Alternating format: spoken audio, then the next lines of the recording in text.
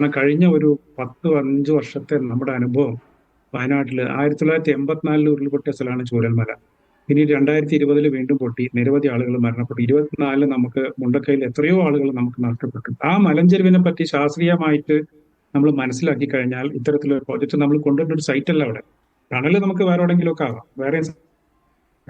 പക്ഷെ നമ്മൾ നോക്കേണ്ടത് പശ്ചിമഘട്ട മലയിൽ ഏറ്റവും ചെങ്കുത്തായി നിൽക്കുന്ന ഒരു മലവിഭാഗമാണ്. നിലമ്പൂർ വാലിയിൽ വരുന്ന മഴമേഘങ്ങൾ ഈ മലയുടെ തെക്ക് പടിഞ്ഞാറ് വശങ്ങളിൽ തട്ടിയിട്ട് ഉയർന്ന് 2300 മീറ്റർ ഉയരത്തിലേക്ക് എത്തിയതിനു ശേഷം ഘനീഭവിച്ച് തുടർച്ചയായിട്ട് അതിതീവ്ര മഴ പെയ്യുന്ന ഒരു പ്രദേശമാണ് ഈ മുണ്ടക്കൈ ചൂരൽമല ബെൽറ്റ് എന്ന് പറഞ്ഞത്. നിർഭാഗ്യവശാൽ അതിൽ കൂടി തന്നെയാണ് ഈ ടണലും പ്രൊപ്പോസ്. ഇവിടെയാണ് നമുക്ക് വലിയൊരു ഫെയിലിയർ പറ്റിയിട്ടുള്ളത്.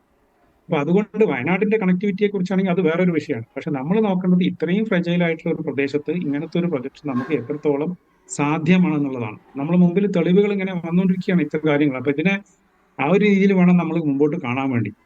അപ്പൊ ഇത് തുടർച്ചയായി ഇപ്പത്തെ അവിടേക്കുള്ള റോഡിന്റെ ഘടന നമ്മളിപ്പോ മണ്ണിടിച്ചിൽ തുടർച്ചയായിട്ട് മുണ്ടക്കൈ പുത്തുമല ദുരന്തം ഉണ്ടായ സമയത്ത് നമുക്ക് ആ സമയത്ത് ആ സ്ഥലത്തേക്ക് എത്തിപ്പെടാൻ പറ്റിയിട്ടുണ്ടായില്ല. കാരണം അതിന് മുമ്പ് തന്നെ 2-3 സ്ഥലങ്ങളിൽ മണ്ണിടിച്ചിൽ ഉണ്ടായിട്ടുണ്ടായിരുന്നു. അപ്പൊ വളരെ ഫ്രജൈൽ ആയിട്ടുള്ള ഒരു മൗണ്ടൻ ഇക്കോ സിസ്റ്റം, അതിൽ വളരെ ഫ്രജൈൽ ആയിട്ടുള്ള ഒരു റോഡിന്റെ ഒരു നെറ്റ്വർക്ക്, അതാണ് നമ്മൾ ഇതിൽ പ്രധാനമായിട്ടും കാണേണ്ടത്.